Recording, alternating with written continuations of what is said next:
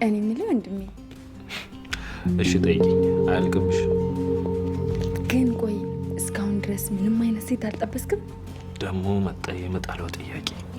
የምሬን እኮ ነው። እንዲሁ እንደ ቆምክ ልታረጅ እኮ ነው። እህቴ የመጥበስ ችግር እንደሌለብኝ ታውቂያለሽ። ምን? እና ታዲያ ፍቅረኛ አለክ እንዴ? በእናትህ ዝራ እያምጣት እናስተዋውቀኝ። ኧረ እባክሽ እንዲህ አትደሳሰቺ። ይኸውልሽ አንቺን ለመታወቅ የሚመጥን ሴት እስከሆነ አላገኘም። ስትመጻደቅ እኮ አረጀክ። አረጀን ያልሽው?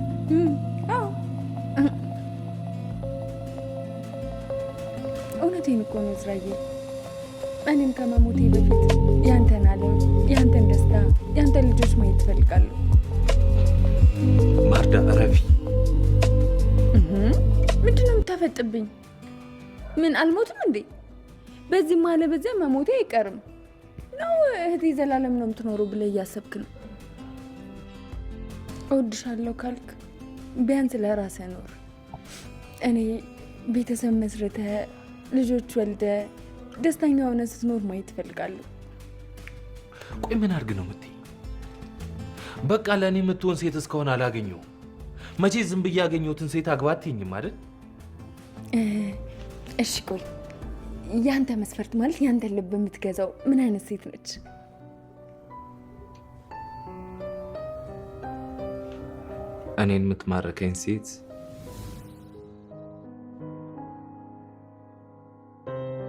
እኔን የምትማርከኝ ሴት ያው ወንድ ስለሆንኩ በአይነ ነው የማረከው። ቀይ ዝም ያለ መልክ ያላት፣ አይኖቿ ቢያምሩ ደስ ይለኛል። ምክንያቱም ያንቺም አይኖች በጣም ያምራሉ። ባጭሩ መሰለሽ በጣም ተናድጄ ሳያት የሚያረጋጋኝ መልክ መሆን አለበት። ያማል እንዴ? እንደዚች አይነትን ሴት የት ነው የምታገኛት? እንደዚህ አይነት ሴት እኮ ፊልም ላይ ወይ መጽሐፍ ላይ ምናምን ነው እንጂ ያሉት ምድር ላይ የሉ።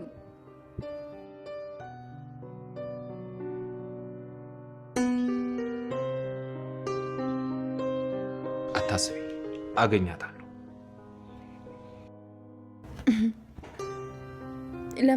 ለመስፈርትማ ሁሉም ሰው የራሱ የሚለው መስፈርት አለው።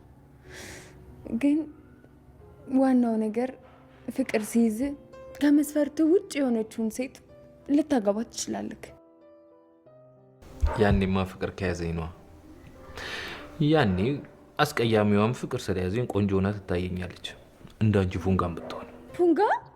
ማንን ነው ፉንጋ ያልከው? ስማማ እንዲህ 30 መስፈርት ስታወጣ ማንን አስታወስከኝ መሰለ? የጋሼ ጓደኛ ማን ነበር? አቶ መስፍን ትዝ አሉ እንዴ? መስፈርትን እሳቸው ያወጡት። በስማ ያለ አይደል?